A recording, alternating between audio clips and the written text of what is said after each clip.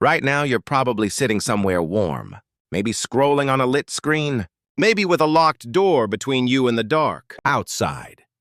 Now take all of that away. No lights, no walls, no phone glowing in your hand. Just you, crouched in the black, listening to something move in the bushes 20 feet away, with nothing but a sharp rock and a vague sense of optimism. That wasn't a nightmare. That was a Tuesday for almost every human who ever lived. And then, somewhere around 400,000 years ago, one of them did something that shouldn't have worked. They sat down, closer to a flame than instinct should. Allow. And they didn't run. Read that again. They didn't run. That single decision didn't just keep the predators away.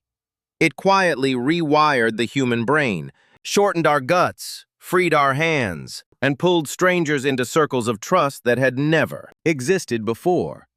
We call it fire, but maybe it's the first thing that ever made us feel safe enough to become who we are. And by the end of this, you'll understand why every time you feel drawn to a candle, a bonfire, a screen glowing in a dark room, some very old part of you is just trying to go home. You go to bed tonight.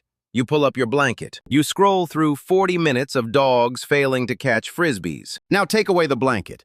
Take away the phone. Take away the bed, the walls, the kitchen. Take away literally everything. And instead, picture yourself sitting in the pitch dark of a forest, wrapped in animal hide, listening to something large moving through the bushes 20 feet away. That was a Tuesday for our ancestors. And here's what almost nobody asks. What did they actually do at night? When the sun went down, when the world went completely black, when the predators woke up, and your only tools were a sharp rock and a vague sense of optimism, what was the plan? Because half of every single day was total darkness. Not streetlight through the curtains darkness, not forgot to charge my phone darkness. Full, absolute, existential darkness. The kind where you hold your hand in front of your face and see nothing at all. The kind where every snapping branch becomes a potential eulogy. And in that darkness, things hunted. Lions, hyenas, leopards, saber-toothed cats. Almost every major predator of the ancient world was crepuscular or nocturnal, most active at dawn, at dusk, deep in the night. Which meant that once the sun dropped, early humans went from being the ones doing the hunting to being a fairly nutritious snack option for something with much better night vision. You didn't need a weather app to know the forecast. The forecast was dark with a high chance of being eaten. So what did you do? You grouped up. You found somewhere high, somewhere enclosed, somewhere defensible. You used the landscape itself as a weapon. Caves became premium real estate, not because early humans had a deep affection for damp rock walls and zero natural light, but because a cave only has one entrance. You could put your back against stone. You knew exactly which direction danger would come from. It was the first security system humanity ever built. You couldn't swipe a key card to get in, but then again, leopards can't swipe key cards either. Groups slept pressed together in these spaces. Close enough to share body heat, close enough to hear each other breathing, close enough that if something came in the night, you'd know immediately. It wasn't comfortable in any modern sense, but there was a particular kind of safety in numbers that went beyond simple protection. And then, somewhere around 400,000 years ago, everything changed. Fire does something almost magical from a survival standpoint. It keeps you warm, yes. It lets you cook food, which dramatically improves how your body absorbs nutrients. But more importantly, it creates a boundary, a circle of light, a wall between you and the dark that is entirely psychological, and yet somehow completely real. Most large predators won't cross into firelight, not because flame physically stops them, but because they evolved to hunt in darkness. And an open fire is a disruption, an anomaly, a glitch in their entire operating system. Sitting next to a fire, you were safer, not through strength or speed, but through light itself. Here's the part that doesn't get talked about enough, though. Fire didn't just protect early humans from predators. It fundamentally transformed what human beings were. Think about what happens around a fire. You can't really be productive in the modern sense. You can't check email. You can't doom scroll. You can't send a passive-aggressive message to a coworker at 11 p.m. What you can do is sit, look at each other, and actually be present, in the most complete sense of that word, with the people around you. Researchers who study modern hunter-gatherer societies, groups like the Jew/Hoansi of the Kalahari and the Hadza of Tanzania, have found something remarkable.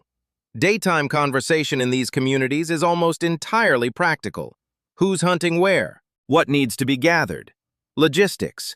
The prehistoric equivalent of a Monday morning meeting. But nighttime conversation is a completely different animal.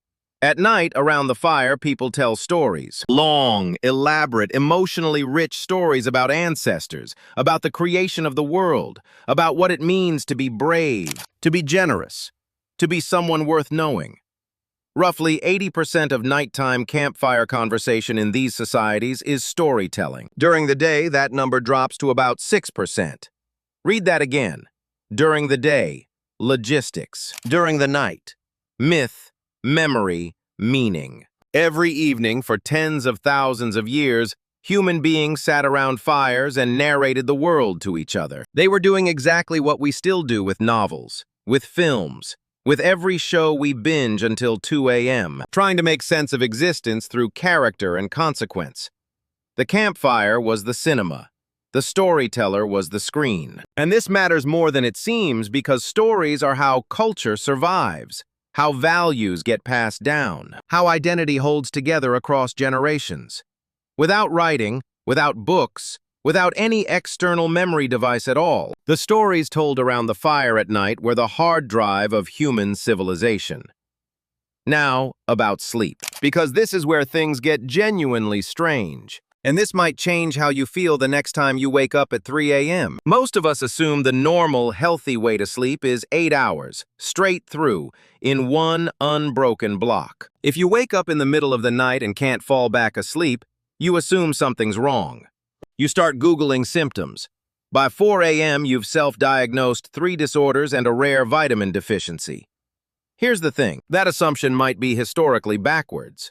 A historian named Roger Akirch spent decades combing through thousands of documents, private diaries, medical texts, court records, household accounts, and what he found was genuinely astonishing. It was called first sleep and second sleep.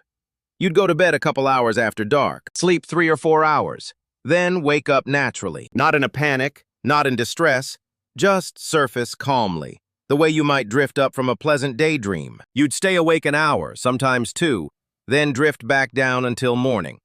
This isn't a fringe theory. It's documented across cultures and centuries, referenced as far back as Homer.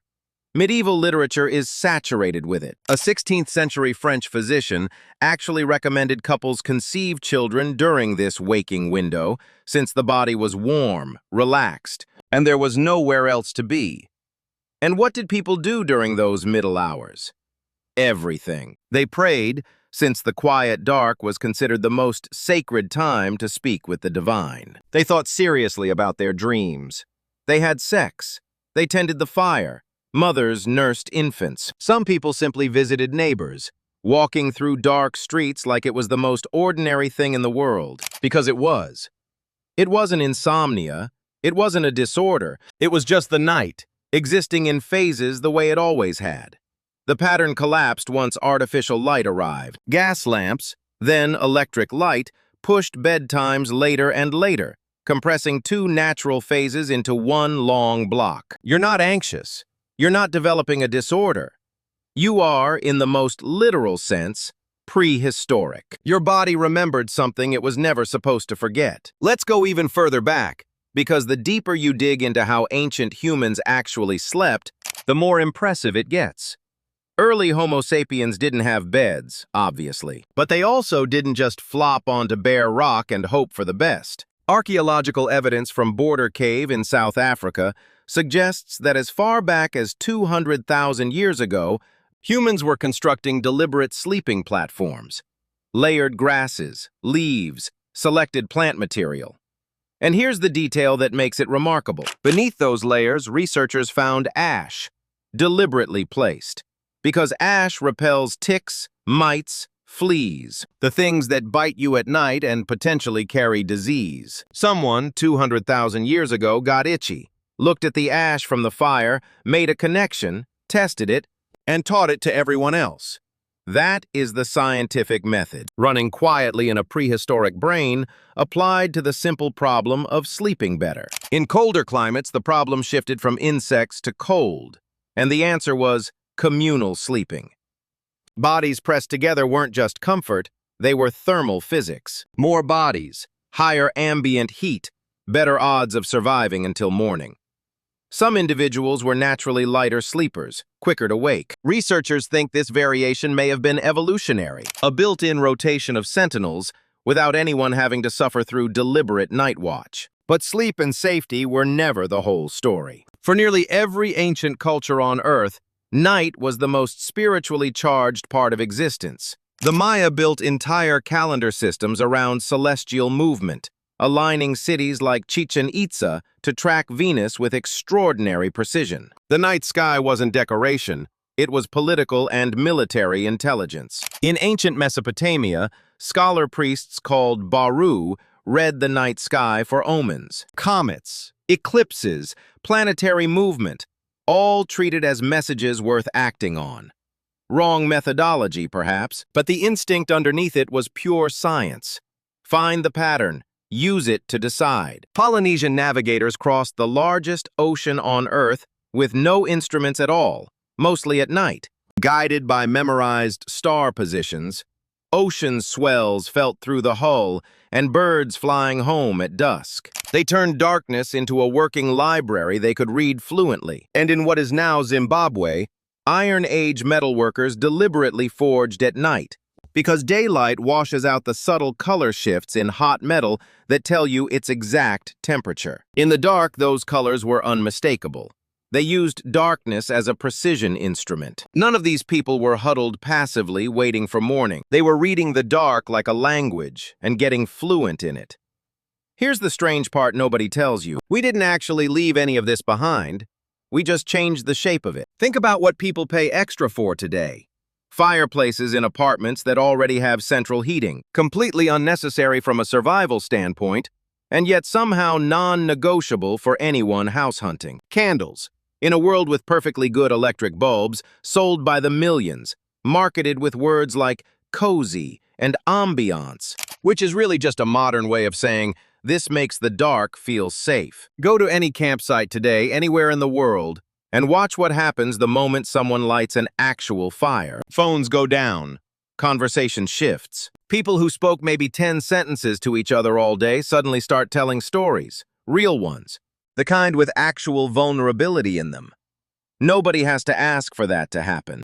It just happens, the same way it happened 400,000 years ago, because some circuit in the brain still recognizes the light and quietly relaxes. And then there's the one you're doing right now, whether you notice it or not. The last thing most people do before sleep is stare at a small, glowing rectangle in a dark room. We call it doom scrolling, or catching up on a show, or just checking one more thing. But strip away the branding, and it's the exact same behavior as a human being sitting at the edge of firelight before drifting off. A small radius of light, a bit of company, a story running in the background before the dark takes over completely. We didn't outgrow the need for the circle of light, we just outsourced it. From flame to lantern to light bulb to a screen the size of your palm. Different technology, same ancient instinct, quietly running the show. Read that again.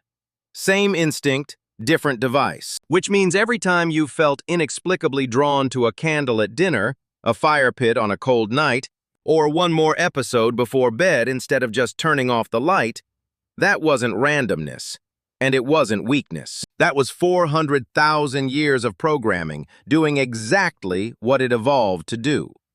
So let's bring this together. When we picture ancient humans at night, we imagine something small and frightened. People huddled on rocks, enduring the dark rather than living inside it. Night as an absence, the gap between days, when nothing happened and nothing counted.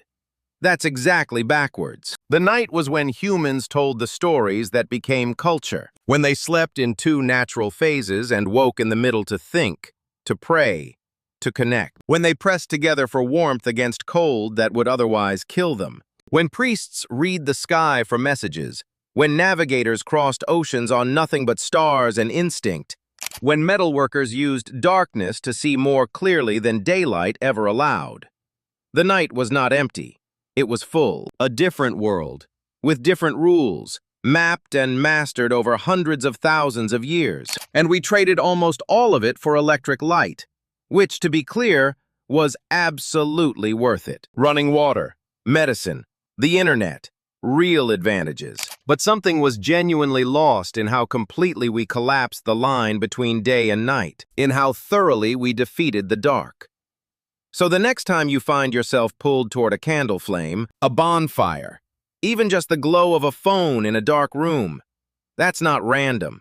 That's some very old part of you still looking for the one thing that used to mean safety. And the next time you wake at 3 a.m., calm and strangely clear, thoughts moving quietly through your mind like water.